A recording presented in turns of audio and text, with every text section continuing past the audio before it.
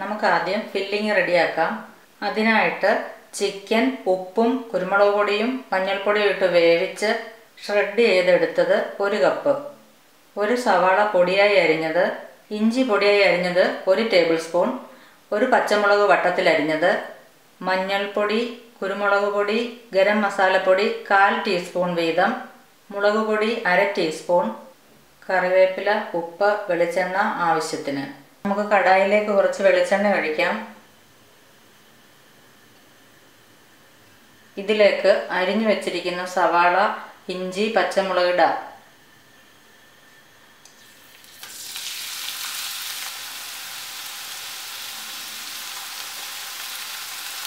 ഇതിലേക്ക് ഒരു നുള്ളു ഉപ്പ് ചേർത്ത് ഒന്ന് വഴറ്റിയെടുക്കാം.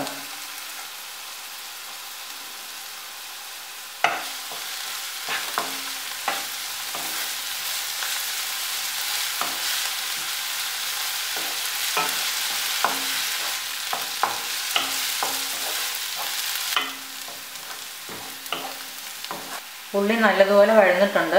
ഇനി എടുത്തു വച്ചിരിക്കുന്ന പൊടികൾ ചേർക്കാം. മഞ്ഞൾപ്പൊടി, മുളക് പൊടി, കുരുമുളക് പൊടി, മസാലപ്പൊടി,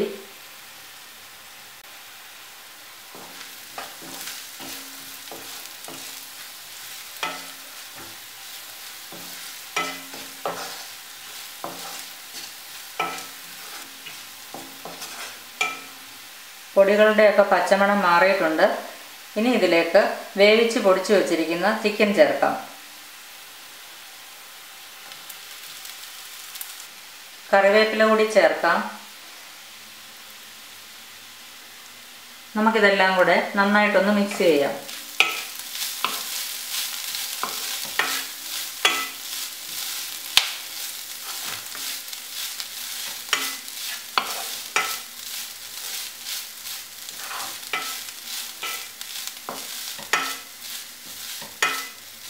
ഫില്ലിങ് തയ്യാറായിട്ടുണ്ട്. നമുക്കിനി ഓംലെറ്റ് ഉണ്ടാക്കാം. ഓംലെറ്റിനായിട്ട് 3 മുട്ട വേണം, 5-6 അല്ലി വെളുത്തുള്ളി, കുറച്ച് ക്യാബേജും ക്യാരറ്റും നീളത്തിലരിഞ്ഞത്, 1/4 ടീസ്പൂൺ കുരുമുളക് പൊടി, ഉപ്പ്, വെളിച്ചെണ്ണ ആവശ്യത്തിന്. മുട്ട നമ്മളൊരു ബൗളിലേക്ക് പൊട്ടിച്ചൊഴിച്ചിട്ടുണ്ട്. ഒരു നുള്ളു ഉപ്പും കുരുമുളകും ചേർത്ത് ഇതൊന്ന് ബീറ്റ് ചെയ്തെടുക്കാം.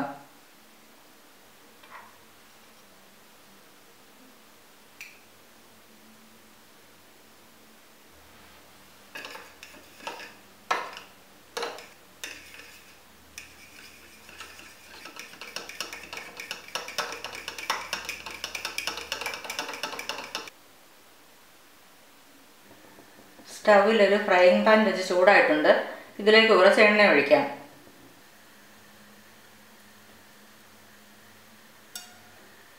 ഇതിലേക്ക് വെളുത്തുള്ളി ഇടാം.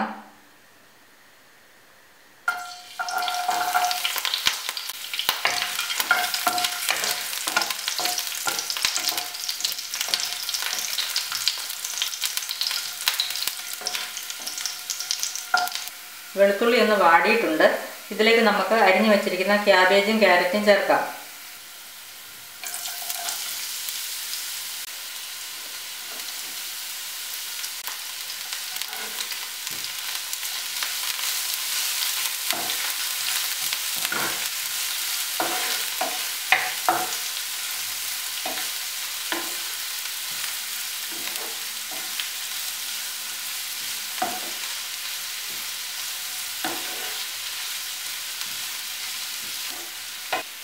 ഇതിലേക്ക് നമുക്ക് കുറച്ച് ഉപ്പും കുരുമുളക് പൊടിയും ചേർക്കാം.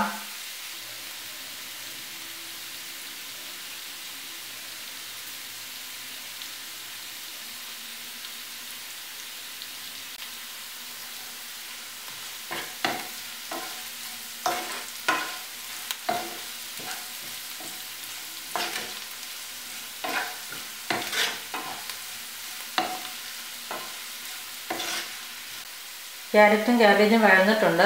നമുക്കിതൊന്ന് സ്പ്രെഡ് ചെയ്തിടാം.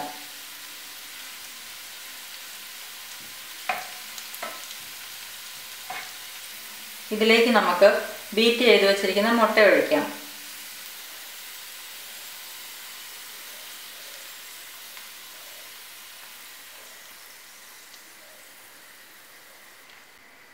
ഇതിൻ്റെ മുകളിലേക്ക് തയ്യാറാക്കി വെച്ചിരിക്കുന്ന മസാലയൊന്ന് സ്പ്രെഡ് ചെയ്തിടാം.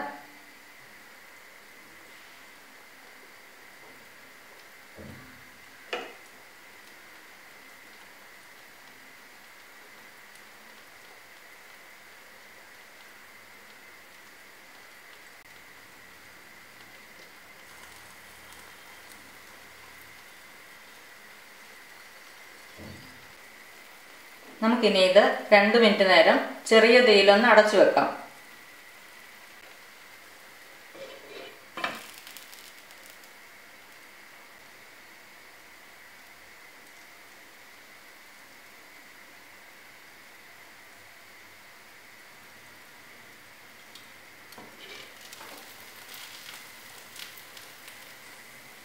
ചിക്കൻ ഓംലെറ്റ് ഇപ്പോൾ റെഡി ആയിട്ടുണ്ട്. നമുക്കിനി ഇതെടുക്കാം.